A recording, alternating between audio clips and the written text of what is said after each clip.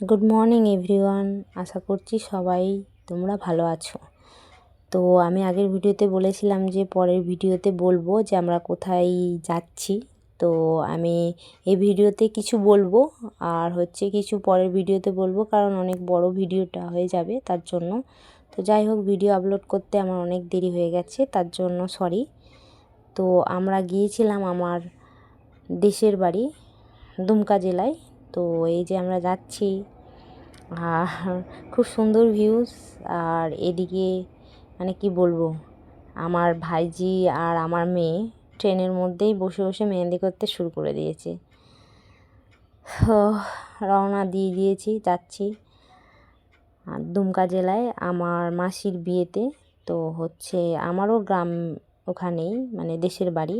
তো এই যে যাচ্ছি আমরা, অবশেষে দুমকা স্টেশনে নেমে পড়েছি। তো দুমকা স্টেশন থেকে একটু হেঁটে বাইরের দিকে যাচ্ছি, কারণ আমাদের গাড়ি আসতে দেরি হবে, বাড়ি থেকে নিতে আসবে, তার জন্য আমরা হেঁটে যাচ্ছি। আর এদিকে আমার ট্রলি ব্যাগের চাকা ভেঙে যাওয়ার কারণে ভাই কাঁধে করে নিয়ে যাচ্ছে।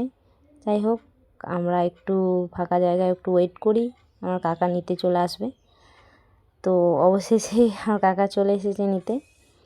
তো এরপর যাব আমরা। আর এদিকে দুজনে সেলফি তুলতেই ব্যস্ত, ওরা এত আনন্দ পেয়েছে এদিকে এসে, মানে সত্যি বলার কিছু নেই। যাই হোক, আমরা ফার্স্ট টাইম আমার কাকার বাড়িতে এলাম, একটু খাওয়া দাওয়া করি, অনেক সকালে বেরিয়েছি, তারপর আবার এখান থেকে বেরোবো। আর এদিকে তো আমার ছেলে চাপাকল পেয়ে খুব মজা করছিল, মানে পাম্প করিয়ে যাচ্ছে। আর এদিকে আমি মানে পাখিদের সঙ্গে একটু কথা বললাম, তারপর আবার রওনা দিলাম, যাচ্ছি। এত সুন্দর ভিউজ, কি বলবো, মানে কিছু বলার নেই। আমার ফোনে বলে এত ভালো আসেনি, ক্যামেরা হলে এত সুন্দর ছবিটা আসতো, মানে কি বলবো। যাই হোক, যেরকম এসেছে সেরকমই তো দেখতে হবে, কিছু করার নেই, আমি দুঃখিত। অবশেষে আমরা পৌঁছালাম তো মাসির বাড়িতে। তো এই যে আমাদের এখন খুব আনন্দ হচ্ছে অবশেষে পৌঁছেছি বলে।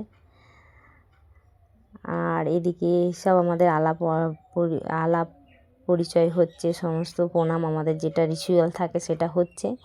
তো দেখা হচ্ছে পরের ভিডিওতে। টাটা, ভালো থাকবে সবাই।